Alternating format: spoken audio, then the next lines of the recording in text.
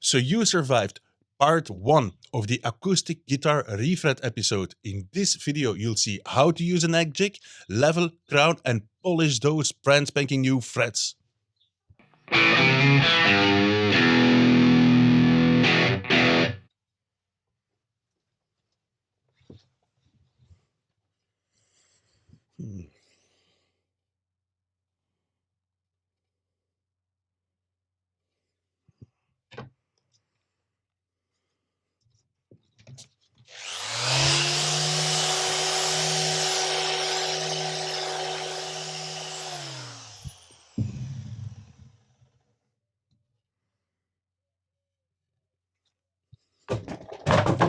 Guitar freaks and anorex lovers of the better fretwork, thanks for tuning in and welcome to HilkoGuitars.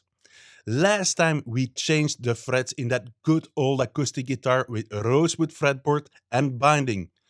Today we'll level, crown and polish those frets like you've never seen before. Remember to subscribe, it doesn't cost you anything and it helps me out big time by doing this. You can always tinkle the bell if you like. Speaking of liking, a thumbs up is always appreciated. But let's do this, shall we? To level the frets out, I like to use the StewMac neck jig. It's a real time saver. It takes away the guesswork. I know, normally I don't spend that much money on a jig, but once I stopped drinking fine wine for over a month and had so much money left I didn't know what to do with it. So I spent it on this American company. By the way, I'm not sponsored in any way. Okay, I'll stop ranting now and explain you how this jig works. First, you put on the guitar and you level it out. Once the guitar is perfectly level, you have to make sure, double check if it's well supported. If it's not, keep on fiddling about till it is. This is very important because we're gonna strap in that guitar. The strappage is so great because it will secure the guitar to the jig and we're gonna do some crazy stuff with the guitar. So this is a good friend, the strap. Don't go crazy with the strappage because you don't want the guitar to collapse on you, or do you?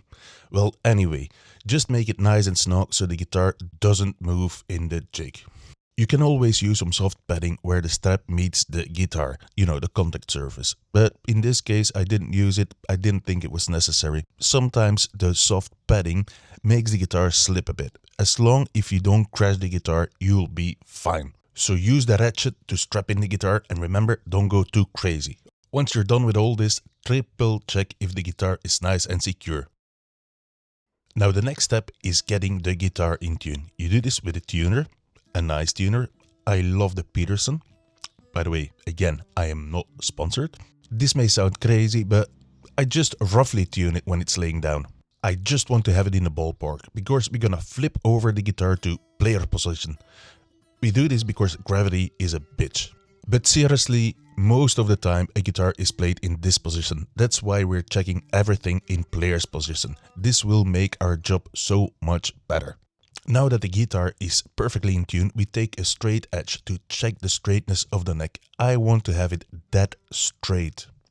Once we have straight neck confirmation, we turn the guitar back into working position. And I check all the readings again. This means tuning it and checking the straightness of the neck. In this case, I'm very lucky. Everything reads out exactly the same. I like this as I don't have to play the flipping game anymore. With this guitar anyway. Now we know everything reads out just fine, we can set the dials. I hear you thinking, earlier you said it saves you time, this jig. Well, it doesn't save you time when you're setting everything up. The time saving thing is that you only have to level once. How many times did you level the guitar without this jig? You string everything up and it's still buzzing. That's because you're working without string tension. This device simulates the string tension without strings on there. That's what I love. Do the job once and no guesswork. You're saving precious time and we got more quality time tasting fine wine, if you're into that. Now, whatever. Position the dials underneath the neck and dial them in to 0. When they're dialed in, you can bring in the support rods. As you might have guessed, they're here to keep the neck in position. They're great, they're lovely, they're fantastic. Okay, that's all done. Now you can take the strings off. This goes nice and fast with a string minder. By the way, did you check the dials? They moved. And thanks to the support rods, they didn't move that crazy. But can you imagine without the rods, they would be all over the place. We're gonna have to do some tweak so the neck is thinking it's under string tension. Exact string tension. That's why we move those support rods. We're getting very close, but I'm not 100% happy yet. I'm gonna bring in the headstock strap. This will level everything out. The dials are very close to zero, but not bang on, just like when the strings were on. So tweak of the headstock strap. Dark and unexplainable forces are going around at the headstock. Well, not really. The headstock makes an angle. You've got the nut there. There is friction. There is some tension from the strings. That's why it's great. You can adjust that strap. But anyhow, adjust, tweak till the dials read 0 o la. Happy days. And just to be sure, I don't know why I do this, but you know, the dials read everything out like it was. I just like to check the neck with the straight edge again. And yups, everything seems fine, so let's commence. We are gonna do some dirty work, so let's cover up the freshly sanded fretboard with some masking tape. And when the masking tape job is done, we're gonna take our Sharpie and start painting the frets black. When you use black, it's a good all-rounder. If the owner plays really fast, you better use red. If you want to have more detail, use a blue Sharpie. It's just like the pink crayon that we saw in the last episode. As a tool, I'm gonna use a beam level. It's a customized beam level. It's grounded perfectly flat at the bottom. Stick on some painter's tape, then get your Loctite out and stick on some sandpaper. I'm using P220 here. By the way, you can use anything that is perfectly straight and not too wide. But anyhow, just put that thing on there and start sanding away. Keep note that we have a radius on the fretboard. Respect the mighty radius. Again, I can hear some of you thinking, what the hell is that knot still doing there? Well, I will remove it for you guys. By the way, you guys figured it out. The Sharpie is just to see where we are removing material. Once all the Sharpie is removed from the frets, when they're all nice and shiny, we can check if we respected the mighty radius. We do this with the mighty radius checking tool. I did a great job, so we can move on. Time for the better Sharpie work again. Remember, black is good all-rounder, speediness red, detail tone blue. Once you have decided which is your favorite color, we can start crowning. Crowning is important. The top of the frets are very flat after the leveling. We want to get them round so you get a better tone and less buzzing. No sitar sounds. We don't like sitar, not on a normal acoustic guitar.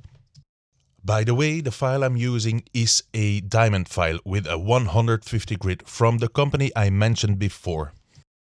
When crowning frets, it's important that you are focused. Keep note of the Sharpie. If it disappears, stop filing, or you will end up with a fret that is too low and you will have to level again. If you make that mistake a couple of times, you will have to refret the guitar again, which is very bad, very time consuming, less time to enjoy life. People, please be focused. First, focus. Focus is good. Focus is nice. Concentrate, focus. When you're finished crowning with the 150 grit, it's a good idea to get the fret rocker out, just to check if everything is nice and level. When this is the case, you can repeat the whole previous process again, but then with a 300 grit, because 150 is quite coarse. We're gonna take off some scratches with a 300 diamond file. So rinse and repeat. By the way, what was that take about? I don't know, I'm probably losing it. Too much focus. So here is proof, all the Sharpie is gone. And now we're gonna inspect our work. We love our work. Our work is great, our work is the best. But unfortunately, our work can be better. The focused viewer was a witness there was still some scratches left in the frets. We're gonna remove them not with a file, but with some fine steel wool. We want to show off with shiny frets. We want to have bling on the thing, so steel wool away those nasty scratches. After the steel wool job, I like to address the fret ends with the fret end address file. You can buy these files at fretendaddressfile.com, but just a normal luthier supply shop will be better, I guess.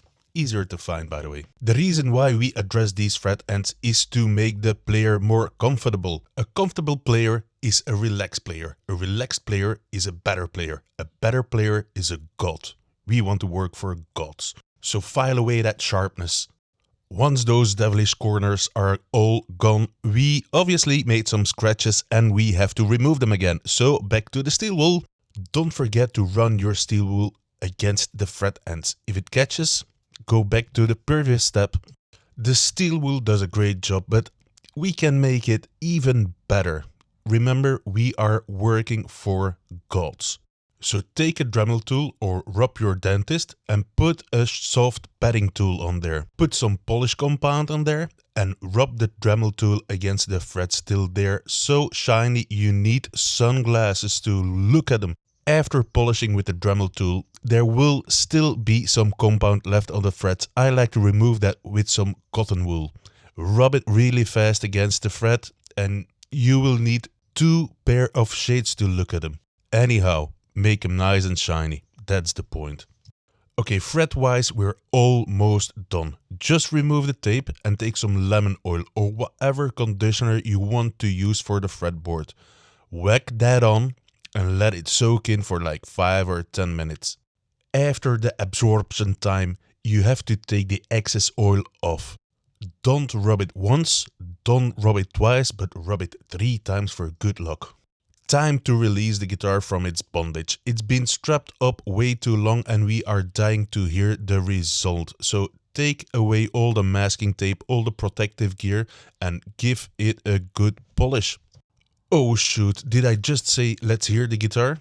That will be for the next episode. We have to make a new nut and saddle.